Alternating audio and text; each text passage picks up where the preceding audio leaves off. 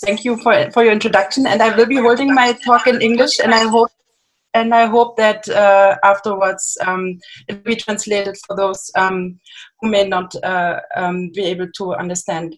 And first of all, thank you very much for inviting me. It's a pleasure to meet you all virtually and to see like known faces and new faces, and especially Mr. Aripodu Boshak, whom I think I have met 13 years ago when I first came to India and started my journey with craftsmanship and craft. And since then I came back and various areas in West Bengal and did various projects with Bishwindu and so on. And I'm glad to give you a short point about the scenery or the scene of craftsmanship today, and like to map a discussion with you all on how to proceed further.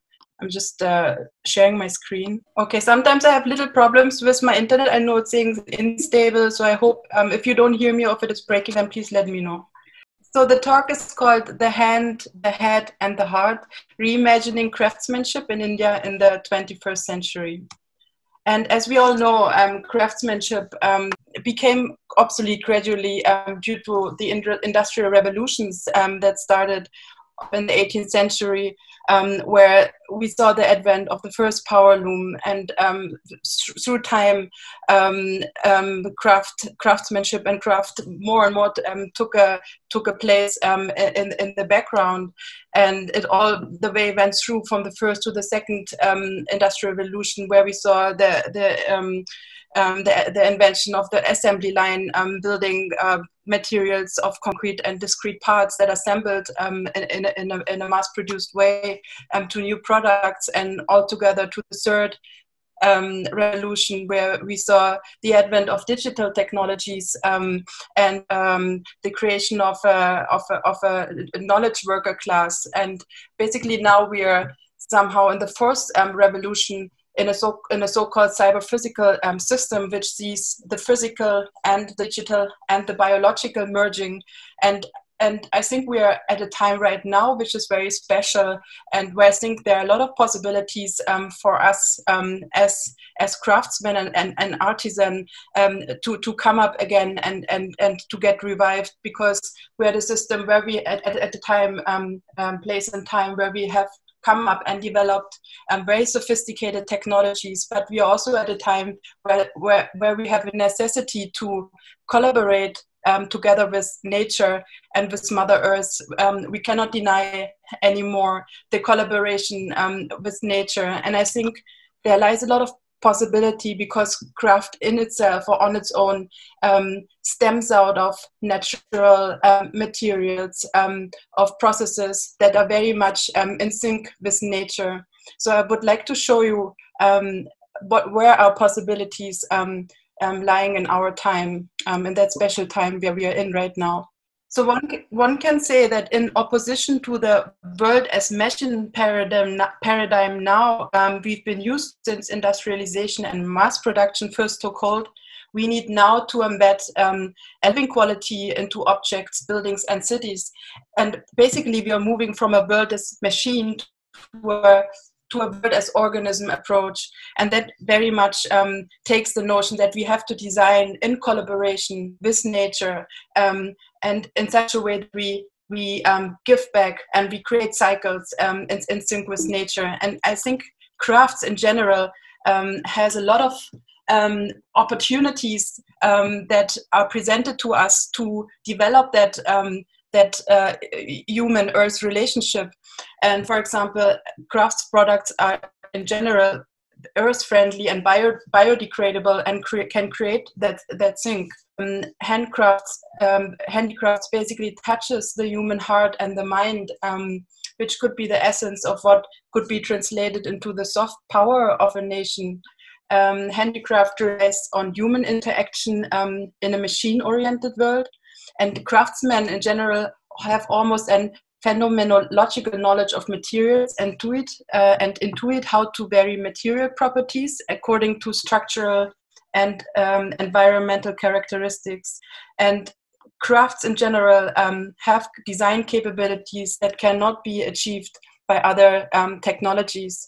So basically, we are already having a lot of opportunities and capabilities that we now have to think and reimagine in the context of our time. And that leads us to the question how to reinvent artisanal knowledge and practice in today's time, in today's fourth industrial revolution. So I would like to show you a quick overview of building blocks that I could think of right now, which is not complete, but which may be which may lead us to possibilities of how we could approach or tackle the dilemma that we are in right now. And I think what we could think of is as reimagining the artist as an artist entrepreneur.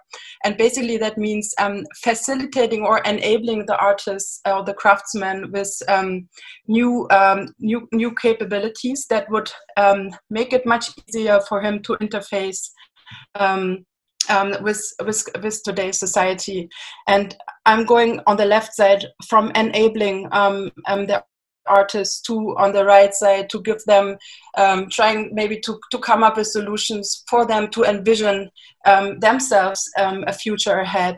So I think one of the building blocks is facilitating a direct access to online platforms and consumers, which is absolutely not given right now. The way the distribution and selling of products happens, and you may can correct me, but as far as I knew, there are a lot of middlemen and third parties involved, and it's very hard for the craftsman to reach the end customer or to have that, have that direct access to the consumer, and therefore also benefiting from the wages and the remuneration that comes from that. So I think, especially in our time where so much digital technology has been developed, we could make use of it and try to establish an interface to the digital world with such access to platforms. The other part is a training and technological training, perhaps that would be needed to access platforms as a second block.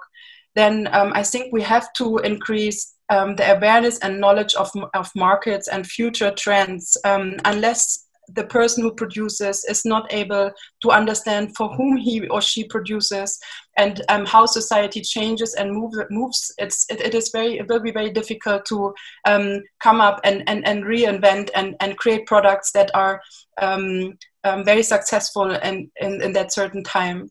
And another problem or another thing that has to be tackled is the point of self-marketing. How do we again self-market us in a way that we are considered with respect and also with some respect and self-esteem that is needed to sell those products.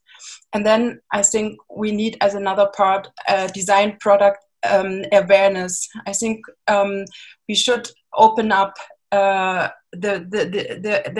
flexibility of mind to constantly look at product possibilities and understand which products may be in need or how we may shift the scale of the product to come up with new solutions. And this also needs an experimental mindset that we may have to create in some form. And then at last, I think it is very important to establish interdisciplinary collaborations, and that could be collaborations between designer and craftsmen, between scientists and craftsmen, between architects and craftsmen, and so forth, to open up new possibilities and merge skill sets that are so much needed now in our time to solutions for future possibilities and designs. And I think these are possibilities, but there are also, of course, a lot of external factors that take place that are happening and has happened to bring the situation to such a standpoint where we are now. And here are just few of them. One of them is like craftsmen were always a server, never the owner. They were always the last part in the whole chain, and this has to change. The oversupply of goods and products leads to easy availability. I think those products are displayed in large quantity, and somehow makes us taking it for granted, perhaps, when we are flooded, or when they're so easily available. Then easily accessible rates made us undervalue the craftsman's skills, perhaps. There's a notion that industrial goods are considered higher value than craft products. Craftsmen have been faced with very little or no recognition and very little respect.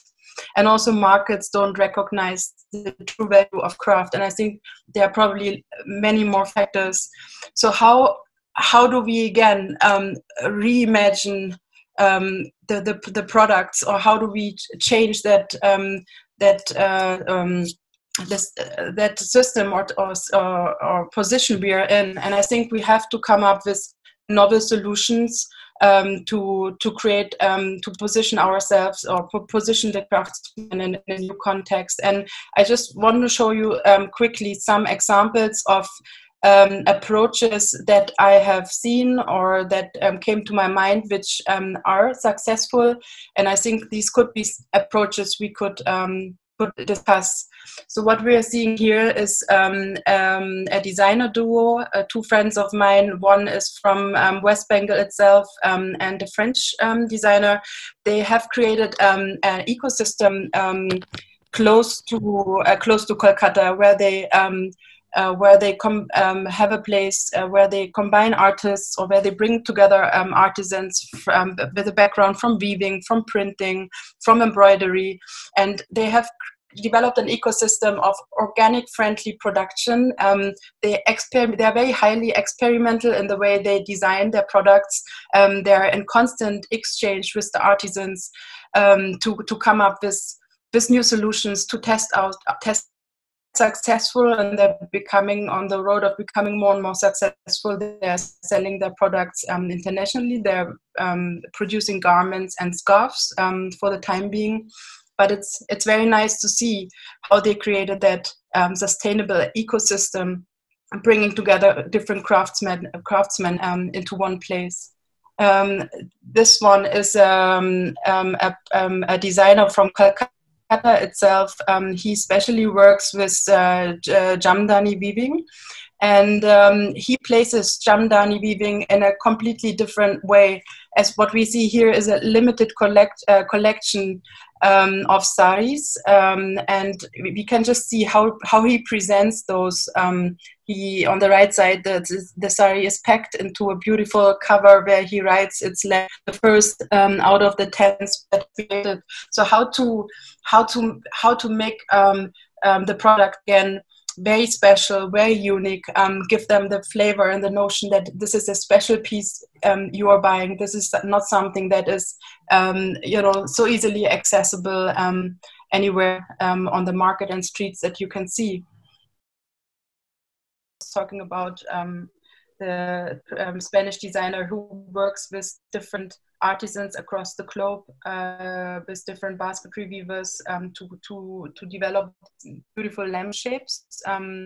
He weaves them together with cut PET bottles, and basically brings out the artistry of the weavers of the different regions. Like on the left image below, you see this beautiful collection of basketry weaving from Japanese artisans. The colorful ones are made, I think, in South America and some are made in India as well. And he recently has got a lot of attention with this concept and with those designs.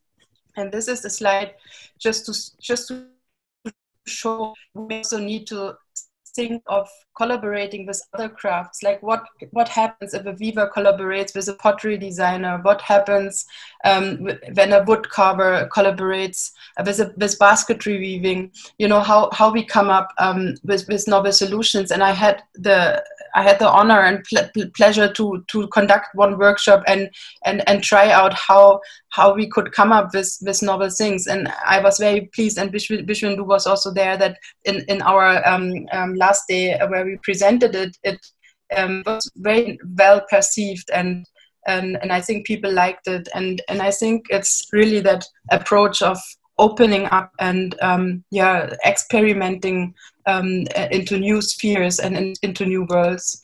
And even though why not to think about the scale of the architecture, of course this was a different set of, because they get different